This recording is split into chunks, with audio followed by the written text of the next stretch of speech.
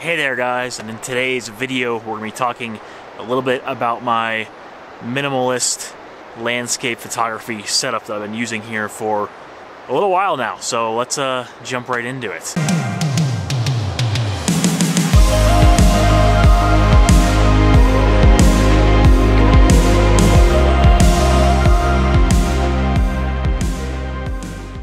I've actually never made a video going over like all the gear that I use to shoot my photos.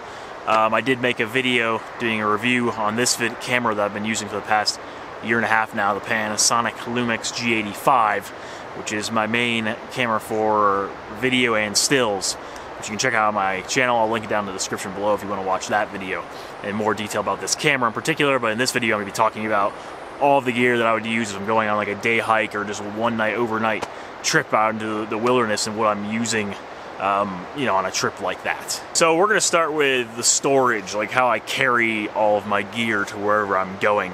And honestly, it's pretty simple, and I don't even actually have like a proper camera bag, but I do have a way that I store all of my stuff. So we'll start out with the bag that I use is this Osprey Escapist 25, which is a great day bag. Honestly, it's not a photography bag. It's just an outdoors bag by Osprey, a day bag that they make. And really, I just love Osprey bags. Like, their stuff is just so high quality that for me, even if I wasn't doing photography, just going out on hikes and day hikes, even like a single overnighter, you could probably just use this bag for all that stuff. And I've been using it for about a year and a half now, and it's a fantastic bag. So I carry all my stuff inside of this bag, regardless of what kind of trip I'm going on. But for my photography trips as well, this is the bag that I've been using.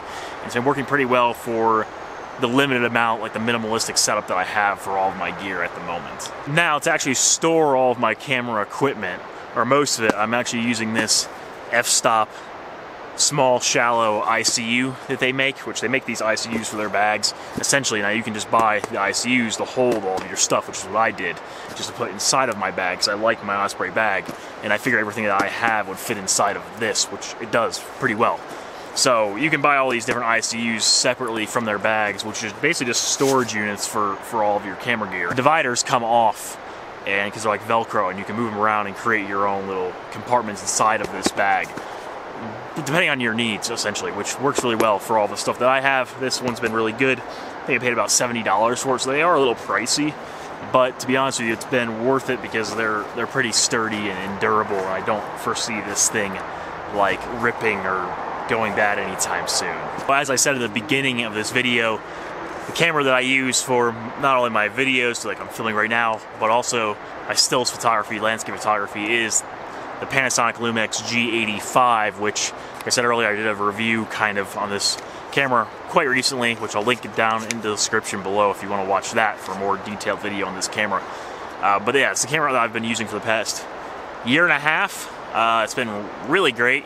And the main lens I use is just a 12 to 60 millimeter kit lens that comes with it, which honestly has been a fantastic lens. I actually have two of them because I'm using this one to film with, and then I have this 12 to 60, which is actually broken because I broke it last summer when my camera fell off my tripod, which was an unfortunate event, but I bought another one, and maybe I'll get this one fixed someday.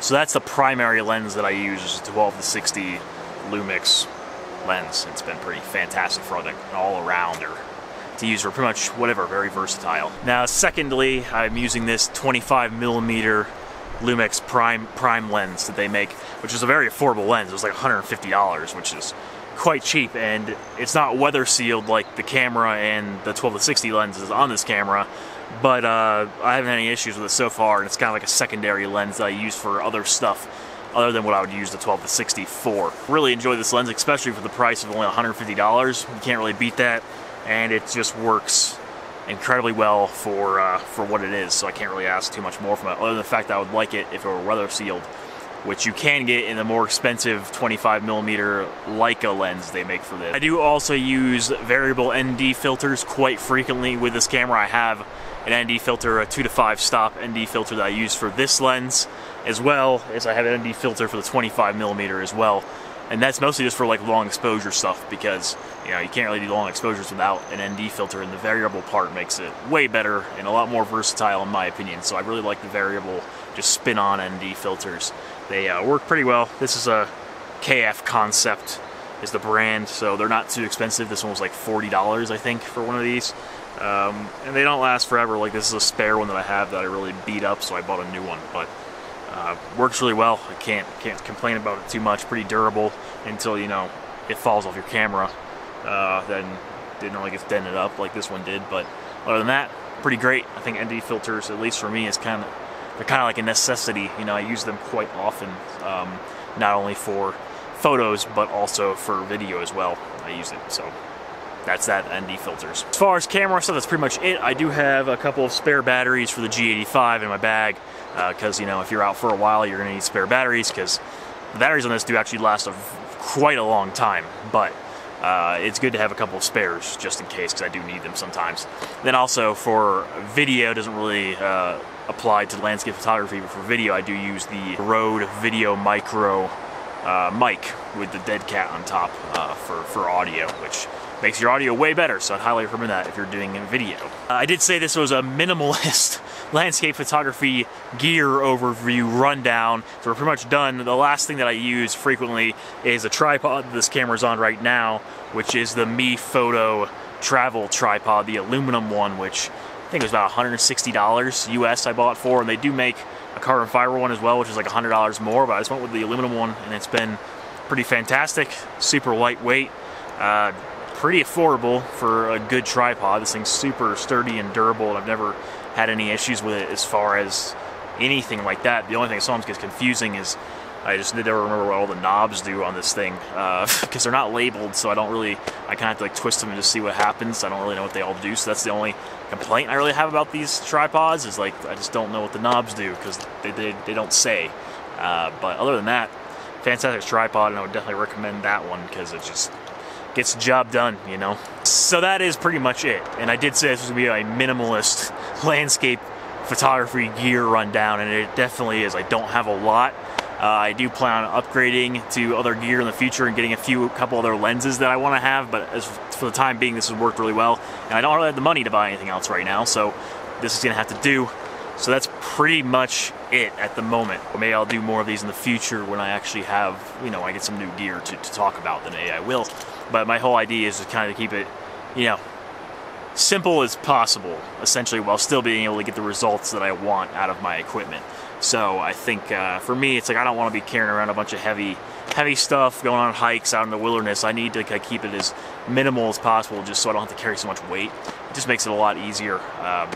Just not giving yourself too many options and not having too much weight to carry in the backpack. It just makes it so much easier and a lot more enjoyable to do landscape photography when you do get out there in the field, in the middle of nowhere by yourself, shooting some beautiful scenes. So also, if you'd like, in the description you can check out my photography website and blog, envisionadventure.net. I'm regularly posting blog posts there and my new photos and all that kind of cool fun stuff, so check that out below. That would definitely help me out. If you do like my content, then subscribe down below. That would be amazing if you do that. Help support the channel a little bit. If you want to see some more landscape photography videos from, you know, my adventures around here in you know, the western United States, is where I'm currently living here in Colorado. Beautiful landscapes out here, so I can't wait to share some more of that with you guys. Thank you for watching, and I will see you guys in the next video.